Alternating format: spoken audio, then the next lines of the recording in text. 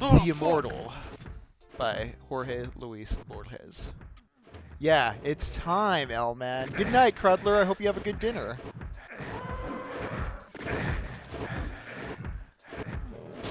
Alright, I'm gonna tweak the Doom audio just a little for a moment here. Yeah, that's fine. Solomon saith, there is no new thing upon the earth, so that as Plato had imagination, that all knowledge was but remembrance. So Solomon giveth his sentence, that all novelty is but oblivion. Francis Bacon.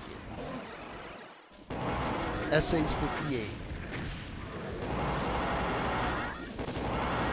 In London, in the first part of June 1929, the antique dealer Joseph Cataphilius of Smyrna offered the Princess of Luciange the 6 volumes in small quarto, 1715-1720, of Pope's Iliad.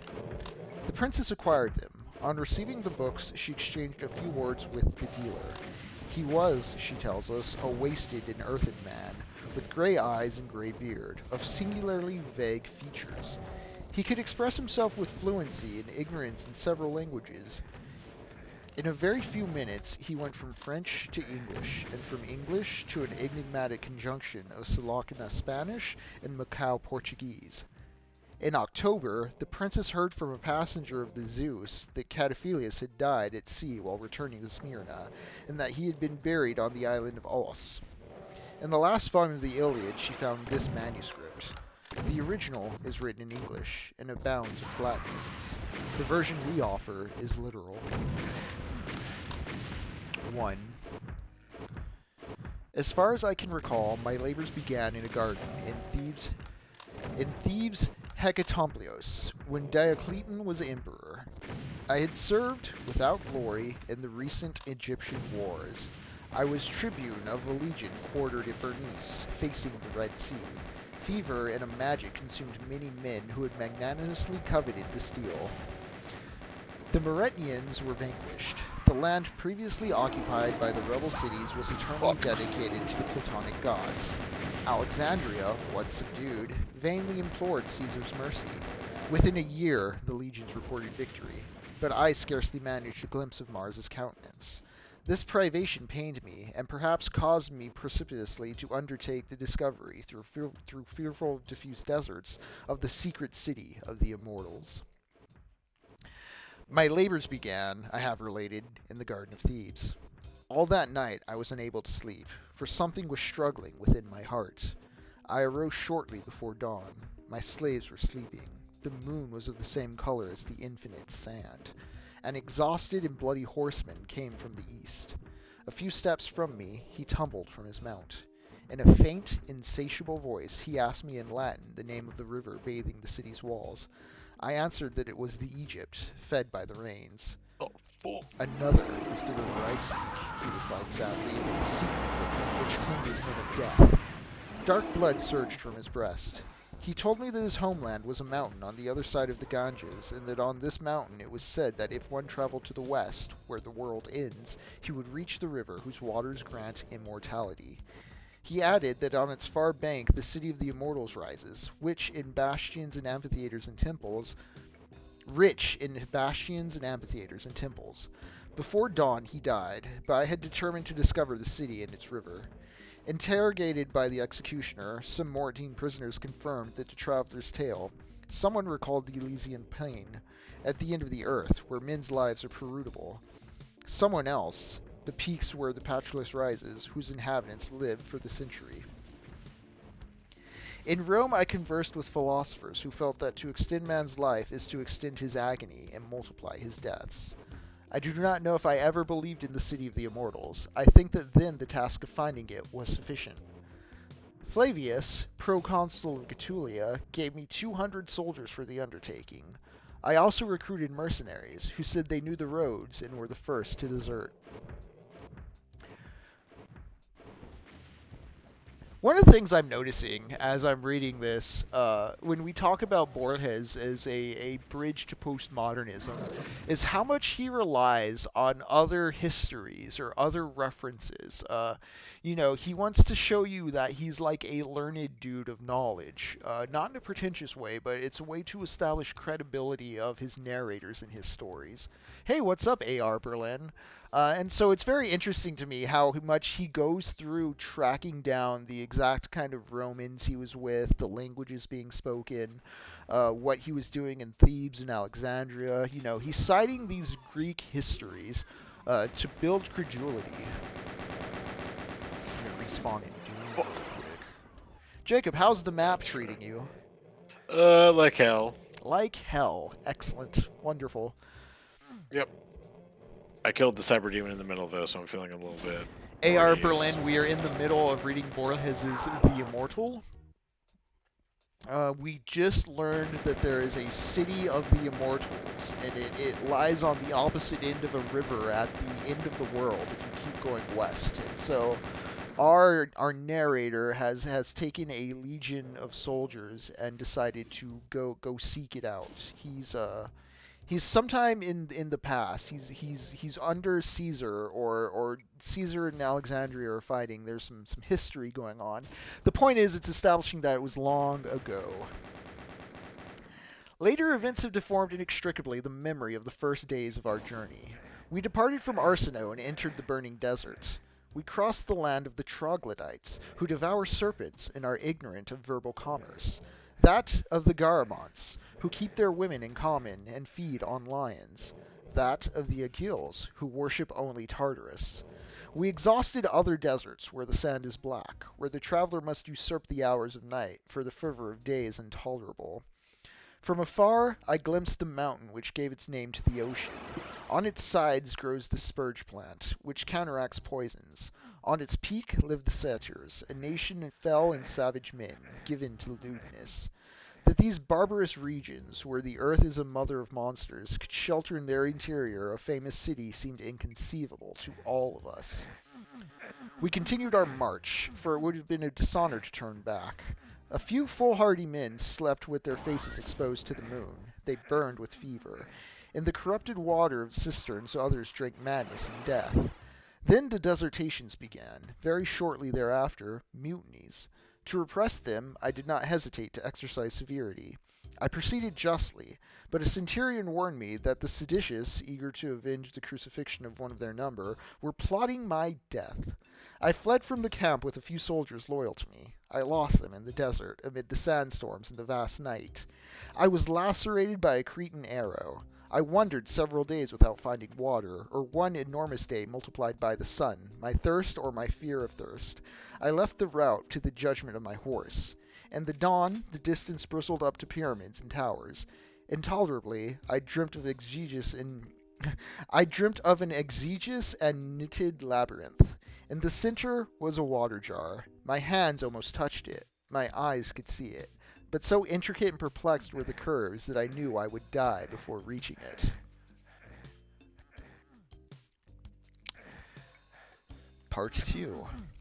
When finally I became untangled from this nightmare, I found myself lying with my hands tied in an oblong stone niche no larger than a common grave, shallowly excavated into the sharp slope of a mountain.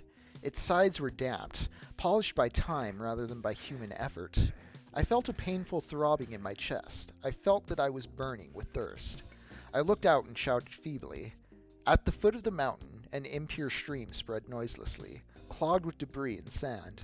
On the opposite bank, beneath the last sun, or beneath the first, shone the evident city of the Immortals. I saw walls, arches, facades, and fora. The base was a stone plateau. 100 or so irregular niches, analogous to mine, furrowed the mountain and the valley. In the sand there were shallow pits. From these miserable holes and from the niches, naked, gray-skinned, scraggly bearded men emerged. I thought I recognized them. They belonged to the bestial breed of the troglodytes, who infest the shores of the Arabian Gulf and the caverns of Ethiopia. I was not amazed that they could not speak and that they devoured serpents. The urgency of my thirst made me reckless. I calculated that I was some 30 feet from the sand. I threw myself headlong down the slope, my eyes closed, my hands behind my back. I sank my bloody face into the dark water. I drank just as animals water themselves. Before losing myself again in the sleep and delirium, I repeated, inexplicably, some words in Greek. The rich Trojans from Zelea who drank the black water of the Isepos. I do not know how many days and nights turned above me. Aching, unable to regain the shelter of the caverns, naked and on the unknown sand, I let the moon and the sun gamble with my unfortunate destiny. The troglodytes, infantile in their barbarity, did not aid me to survive or die. In vain I begged them to put me to death. One day I broke my bindings on the edge of flint. Another day I got up and managed to beg or steal. I, Marcus Flaminius Rufus, military tribune of Rome's legions, my first detested portion of serpent flesh. A Roman eating serpent flesh like a barbarian? I've said it before, but Borges was a bit of a Europhile, an Anglo, not necessarily an Anglophile because he was Argentinian and Spanish and all that, but he did sort of prioritize like European classism and that kind of culture over his native Argentinian, and I do think it's showing here with what he's describing as barbaric and what he's saying about Ethiopians and troglodytes and Arabians and all that. And you know, the big gasp moment here being this Roman deciding to eat the flesh of a serpent. My covetousness to see the immortals, to touch the serpent human city, almost kept me from sleep. As if they penetrated my purpose, neither did the troglodytes sleep. At first I inferred that they were watching me, later that they had become contaminated by my uneasiness, much as my dogs may do. To leave the barbarous village, I chose the most public of hours, the coming of evening, when almost all the men emerge from their crevices and pits and look at the setting sun without seeing it. I prayed out loud, less a supplication to divine favor than as an intimidation of the tribe with articulate words.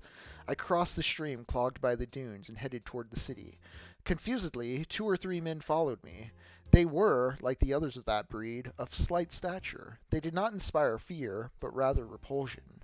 I had to skirt several irregular ravines, which seemed to me like quarries, obfuscated by the city's grandeur. I had thought it nearby. Toward midnight, I set foot upon the black shadow of its walls, bristling out in idolatrous forms on the yellow sand. I was halted by a kind of sacred horror. Novelty in the desert are so abhorred by man that I was glad one of the troglodytes had followed me to the last. I closed my eyes and awaited, without sleeping, the light of day. I have said that the city was founded on a stone plateau. This plateau, comparable to a high cliff, was no less arduous than the walls. In vain I fatigued myself. The black base did not disclose the slightest irregularity. The invariable walls seemed not to admit a single door. The force of the sun obliged me to seek refuge in a cave. In the rear was a pit. In the pit a stairway, which sank down abysmally into the darkness below. I went down. Through the chaos of sordid galleries, I reached a vast circular chamber, scarcely visible. There were 9 doors in this cellar. 8 led to a labyrinth that treacherously returned to the same chamber. The 9th, through another labyrinth, led to a second circular chamber equal to the first. This guy's in a Doom level. He's in a circular chamber with 9 doors leading to another circular chamber. Jacob, is that Cyber Demon still alive? Not the one in the center of the room, no. But there might be other ones. The big bulky boy with his big thick butt. Cyber Demon's got cake. I don't know why that's coming to mind right now, but I was just thinking when we start that level and his back's to us, he's just intimidating us. It's just a show of power. Like they really wanted you to be scared of that demon. Well, he's just like showing his back muscles off like nothing. Just shredded with his cannon arm. Yeah. I do not know the total number of these chambers. My misfortune and anxiety multiplied them. The silence was hostile and almost perfect. There is no sound in this deep stone network save for that of a subterranean wind, whose cause I did not discover. Noiselessly, tiny streams of rusty water disappeared between the crevices. Horribly, I became habituated to this doubtful world. I found it incredible that there could be anything but cellars with 9 doors and long branched out cellars. I do not know how long I must have walked beneath the ground. I know that once confused in the same nostalgia the atrocious village of the barbarians and my native city amid the vineyards. How do you confuse the atrocious village of the barbarians with your native city? That seems like you shouldn't really ever be mixing those two things up in terms of what you're familiar with and what you're not. But is something happening to our protagonist as he goes through this weird, convoluted geometry? Is his sense of time and place being distorted, displaced? I feel like I'm back to that 100.3 fever. Drake, help me, please. Please. In the depths of a corridor, an unforeseen wall halted me. A remote light fell from above. I raised my confused eyes. In the vertiginous extreme heights, I saw a circle of sky so blue that it seemed purple. Some metal rungs scaled the wall. I was limp with fatigue, but I climbed up, stopping only at times to sob clumsily with joy. I began to glimpse capitals and astragals, triangular pediments and vaults, confused pageants of granite and marble. Thus I was afforded this ascension from the blind region of a dark interwoven labyrinth into a resplendent city. I emerged into a kind of little square, or rather, a kind of courtyard. It was surrounded by a single building of irregular form and variable height. To this heterogeneous building belonged the different cupolas and columns. Rather than by any other trait of this incredible monument, I was held by the extreme age of its fabrication. I felt that it was older than mankind, than the earth. This manifest antiquity, though in some way terrible to the eyes, seemed to me in keeping with the work of immortal builders. At first cautiously, later indifferently, at last desperately, I wandered up the stairs and along the pavements of the inextricable palace. Afterwards, I learned that the width and height of the steps were not constant, a fact which made me understand the singular fatigue they produced. This palace is a fabrication of the gods, I thought at the beginning. I explored the uninhabited interiors and corrected myself. The gods who built it have died. I noted its peculiarities and said, the gods who built it were mad. I said it, I know, with an incomprehensible reprobation which was almost remorse, with more intellectual horror than palpable fear. To the impression of enormous antiquity others were added, that of the interminable, that of the atrocious, that of the complexly senseless. I had crossed a labyrinth, but the knitted city of the immortals filled me with fright and repugnance. A labyrinth is a structure compounded to confuse men. Its architecture, rich in symmetries, is subordinated to that end. In the palace I imperfectly explored, the architecture lacked any such finality. It abounded in dead-end corridors, high, unattainable windows, portentous doors which led to a cell or a pit, incredible inverted stairways whose steps and balustrades hung downwards.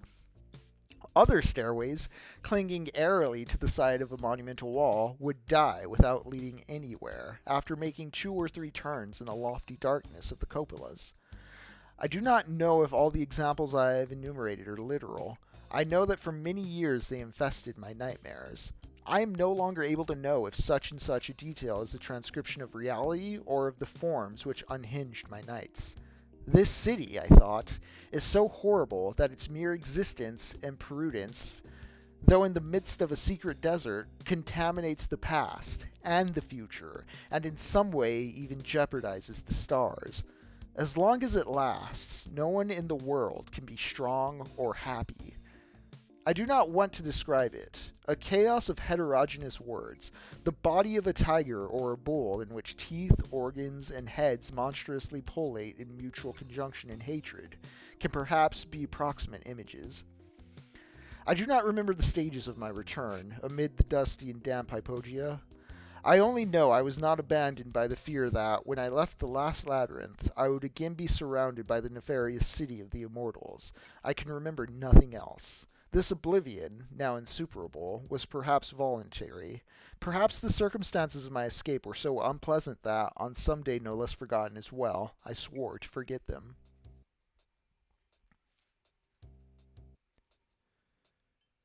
How can its existence threaten the stars? Right. Just a horrible artifact created beyond our comprehension and outlasting its creator. I wonder sometimes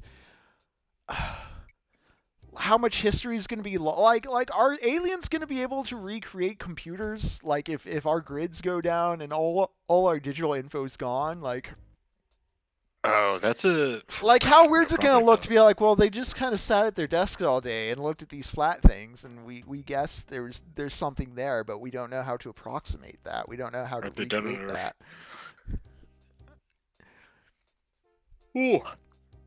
Yeah, that's an interesting one, especially with just like especially with how much we advance technology and figuring that kind of stuff out. Yeah, funny enough, like I think about it in terms of important documents and stuff like that. But I mean, even now, I believe like with the Wii U and some like Nintendo digital service games, and even just like games that have been pulled off Steam or other digital store networks, like things just aren't forever. To think of a city that can outlast or a ruin that can incur damage on the cosmos, it seems like a downright optimistic or hopeful, to believe architecture could be that powerful, that it outlasts humanity in that way, or it creates that sort of nightmare scenario. Oh God, yeah. Those who have read the account of my labors with attention will recall that a man from the tribe followed me as a dog might up the irregular shadow of the walls. When I came out of the last cellar, I found him at the mouth of the cave. He was stretched out on the sand, where he was tracing clumsily and erasing a string of signs that, like the letters of our dreams, seem on the verge of being understood and then dissolve. At first, I thought it was some kind of primitive writing. Then I saw it was absurd to imagine that men who have not attained to the spoken word could attain to writing. Besides, none of the forms was equal to another, which excluded or lessened the possibility that they were symbolic. The man would trace them, look at them and correct them. Suddenly, as if he were annoyed by the game, he erased them with his palm and forearm. He looked at me, seemed not to recognize me. However, so great was the relief which engulfed me, or so great and fearful was my loneliness, that I supposed this rudimentary troglodyte looking up at me from the floor of the cave had been waiting for me.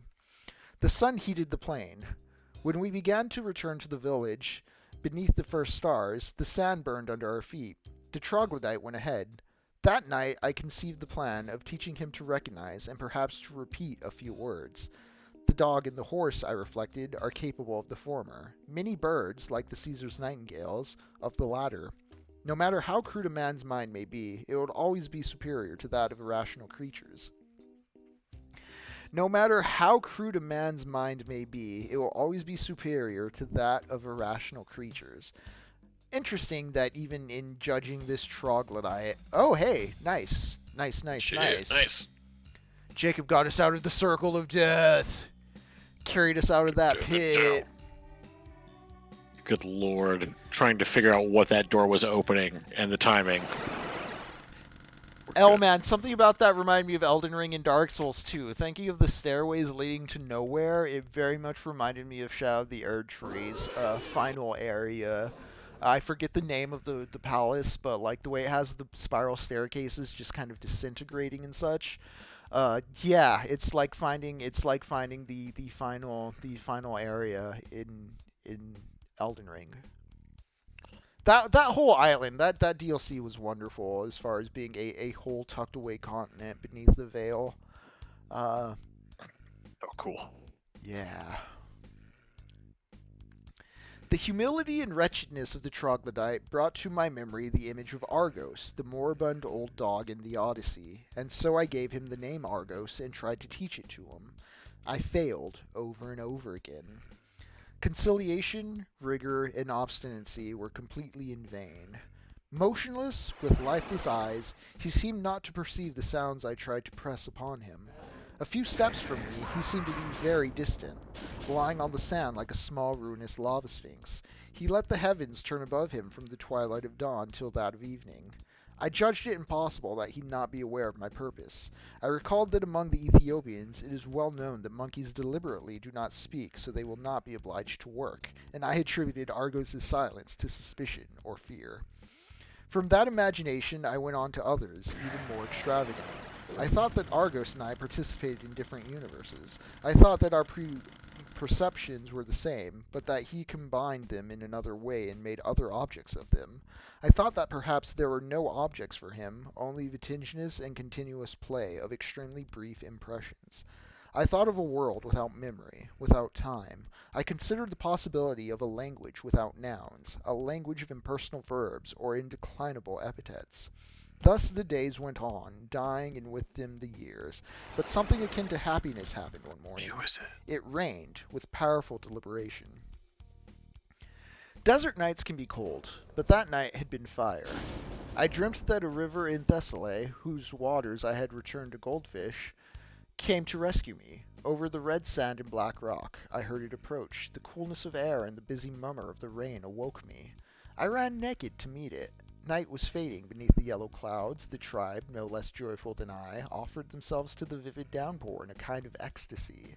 They seemed like Corbantes possessed by divinity. Argos, his eyes turned toward the sky, groaned. Torrents ran down his face, not only of water, but I later learned, of tears. "Argos," I cried, "Argos." Then, with gentle wonderment, as if he were discovering something lost and forgotten in a long time, Argos stammered these words. "Argos, Ulysses' dog." And then, also without looking at me, "This dog lying in the manure." We accept reality easily, perhaps because we intuit that nothing is real. I asked him what he knew of the Odyssey. The exercise of Greek was painful for him. I had to repeat the question. "Very little," he said. "Less than the poorest Rhapsodist.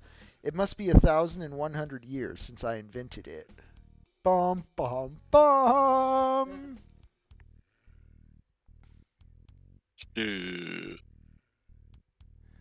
Oh, this bit with the troglodytes, like the opposite of Lewis's Silent Planet. The linguist's first instinct is to learn the creature's language instead of trying to teach it. Yeah. It's very interesting. Out of the Silent Planet by C.S. Lewis. Also a fun Iron Maiden song. But, yeah, I know Lewis was not after Borges, but kind of simultaneous to him. So I'm curious what the conception or the interplay was there, because I think Borges captures a sense of early 19th century or 20th century adventure stories in the same way Lord Dunsany does, where sometimes there's this Indiana Jones-esque like high adventure going to the foreign lands and seeing the old and ancient artifacts and ruins and knowledge. And well, as this subchapter of the story just ended, we discover that Argos, the troglodyte that our protagonist has been journeying with, may in fact be Homer. "Very little," he said, "less than the poorest Rhapsodist. It must be 1,100 years since I invented it." Everything was elucidated for me that day. The troglodytes were the Immortals, the rivulet of sandy water, the river sought by the horsemen. As for the city whose renown had spread as far as the Ganges, it was some 9 centuries since the Immortals had raised it. With the relics of its ruins they erected, in the same place, the mad city I had traversed, a kind of parody or inversion, and also a temple of the irrational gods who govern the world, and of whom we know nothing, save that they do not resemble man. This establishment was the last symbol to which the Immortals condescended. It marks a stage at which, judging that all the undertakings are in vain, they determine to live in thought, in pure speculation. They erected their structure, forgot it, and went to dwell in the caves. Absorbed in thought, they hardly perceived the physical world. These things were told to me by Homer, as one would speak to a child. He also related to me that old age and the last voyage he undertook moved, as was Ulysses, by the purpose of reaching the men who do not know what the sea is, nor eat meat seasoned with salt, nor suspect what an oar is. He lived for a century in the city of the Immortals. When it was raised, he advised that the other be founded. This should not surprise us. It is famous that after singing of the war in Ilion, he sang of the war of frogs and mice. He was like a god who might create the cosmos and then create a chaos. To be immortal is commonplace. Except for man, all creatures are immortal, for they are ignorant of death. What is divine, terrible, incomprehensible is to know that one is immortal. I have noted that, in spite of religions, this conviction is very rare. Israelites, Christians, and the Muslims profess immortality, but the veneration they render this world proves they believe only in it, since they destine all other worlds, in infinite number, to be its reward or punishment. The wheel of certain Hindustani religions seems to be more reasonable to me. On this wheel, which has neither beginning nor end, each life is the effect of the preceding and engenders the following. But none determines the totality. Indoctrinated by a practice of centuries, the Republic of Immortal Men had attained the perfection of tolerance and almost that of indifference. They knew that in an infinite period of time, all things happen to all men. Because of his past or future virtues, every man is worthy of all goodness, but also of all perversity, because of his infamy in the past or future.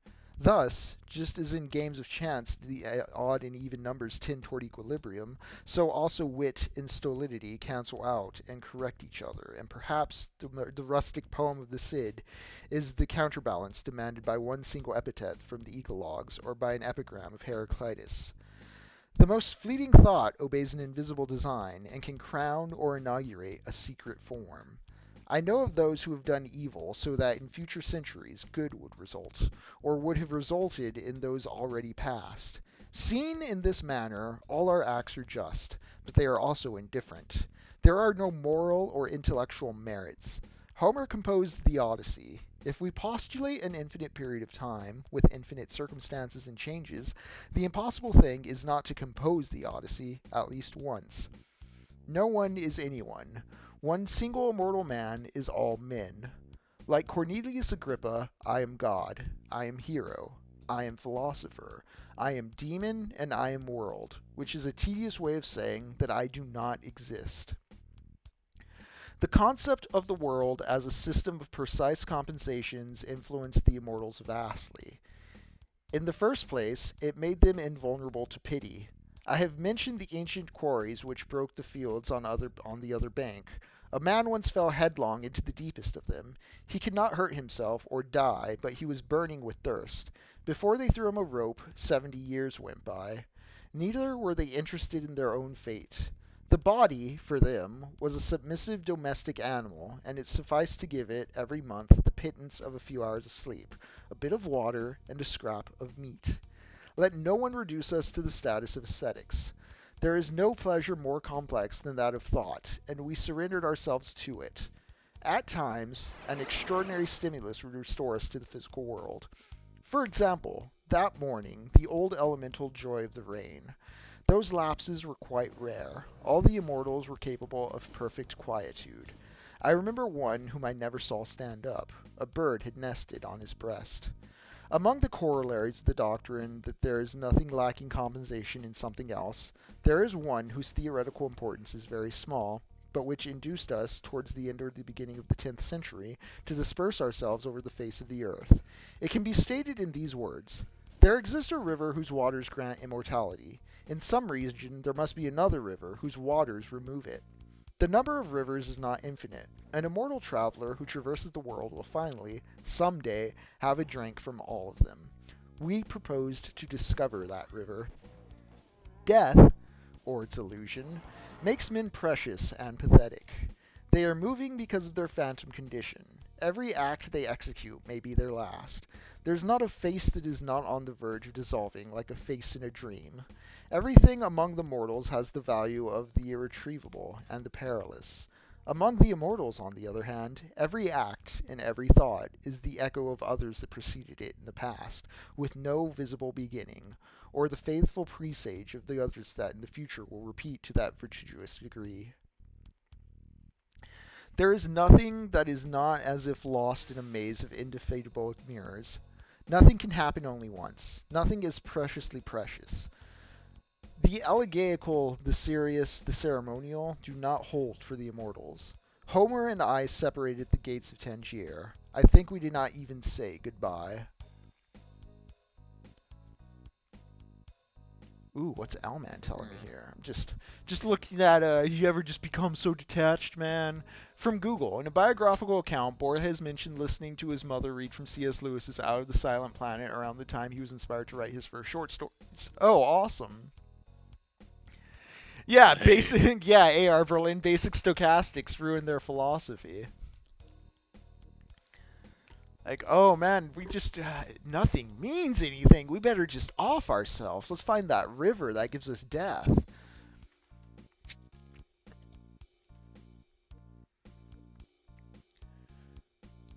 This does bring to mind when we were talking about Brian Johnson and like tech dudes just trying to automate everything and like not have to do any choice stuff on their own. What's the point of living at that point? What are you becoming? What are you making yourself into? Like, don't you want to catch your hand on fire for just a little, just to see what that feels like?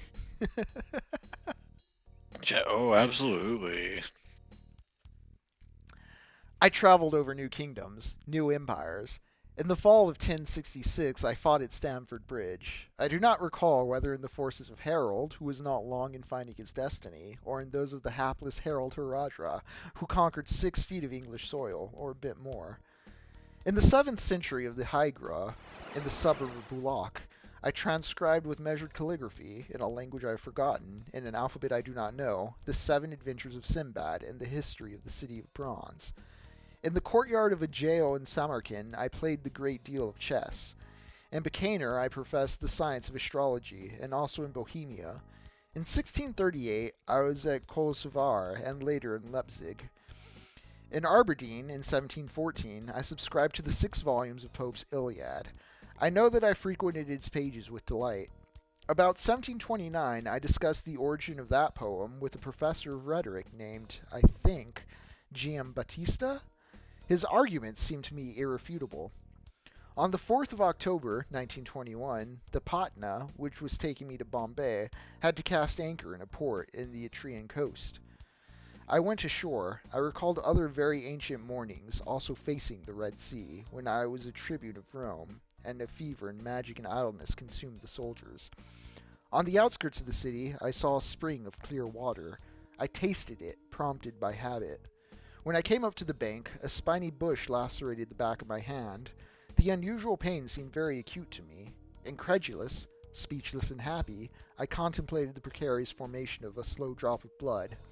Once again I am mortal, I repeated to myself. Once again I am like all men. That night I slept until dawn. After a year's time, I've inspected these pages. I am certain they reflect the truth, but in the first chapters, and even in certain paragraphs of the others, I seem to perceive something false. This is perhaps produced by the abuse of circumstantial details, a procedure I learned from the poets and which contaminates everything with falsity, since those details can abound in the realities but not in their recollection. I believe, however, that I have discovered a more intimate reason. I shall write it, no matter if I am judged fantastic. The story I have narrated seems unreal because in it are mixed the events of 2 different men. In the first chapter, the horseman wants to know the name of the river bathing the walls of Thebes, Flammius Rufus, who before he applied to the city of the epithet of Hecmnes, says that the river is in Egypt. None of these locutions is proper to him, but rather to Homer, who makes express mention of the Iliad in Thebes Hecatimplos, and who in the Odyssey, by way of Proteus and Ulysses, invariably says Egypt for Nile. In the second chapter, the Roman, upon drinking the immortal water, utters some words in Greek. These words are Homeric and may be sought at the end of the famous catalogue of the ships. Later, in the Vercingetorix Palace, he speaks of a reprobation which was almost remorse. These words belong to Homer, who had projected that horror. Such anomalies disquieted me. Others, of an aesthetic order, permitted me to discover the truth. They are contained in the last chapters. There it is written that I fought on the Stamford Bridge, that I transcribed in Bolak the travels of Sinbad the sailor, and that I subscribed in Aberdeen to the English Iliad of Pope. One reads inter alia. In Bilkner I profess the science of astrology, and also in Bohemia. None of these testimonies are false. What is significant is that they were stressed. The first of them seems proper to a warrior, but later one notes that the narrator does not linger over warlike deeds, but does over the fates of men. Those which follow are even more curious. A dark elemental reason obliged me to record them. I did it because I knew they were pathetic. Spoken by the Roman Flammius Rufus, they are not. They are, spoken by Homer. It is strange that the latter should copy in the 13th century the adventures of Sinbad, another Ulysses, and I should discover after many centuries in a northern kingdom and a barbarous tongue the forms of his Iliad. As for the sentence containing the name of Buchanan, one can see that it was fabricated by a man of letters, desirous, as was the author of the ship catalogue, of exhibiting splendid words. When the end draws near, there no longer remains any remembered images, only words. It is not strange that time should have confused the words that once represented me with those that were symbols of the fate of he who accompanied me for so many centuries. I have been Homer. Shortly I shall be no one, like Ulysses. Shortly I shall be all men. I shall be dead. Postscript, 1950. Among the commentaries elicited by the preceding publication, the most curious, if not the most urbane, is biblically entitled A Coat of Many Colors, Manchester, 1948, and is the work of the most tenacious pen of Dr. Nahum Cordovero. It comprises some 100 pages. The author speaks of the Greek centos, of the centos of late Latinity, of Ben Jonson, who defined his contemporaries with bits of Seneca, of the Virgilius Evangelius of Alexander Ross, of the artifices of George Moore and of Eliot, and finally, the narrative attributed to the antique dealer Joseph Cardophilius. He denounces, in the first chapter, brief interpolations from Pliny, Historia Naturalis, in the second, from Thomas de Quincey, Writings, in the third, from an epistle of Descartes, to the ambassador Pierre Chanel, in the fourth from Bernard Shaw. He infers from these intrusions or thefts that the whole document is apocryphal. In my opinion, such a conclusion is inadmissible. When the end draws near, writes Cardophilius, there no longer remain any remembered images. Only words remain. Words, displaced and mutilated words. Words of others, were the poor pittance left to him by the hours and the centuries.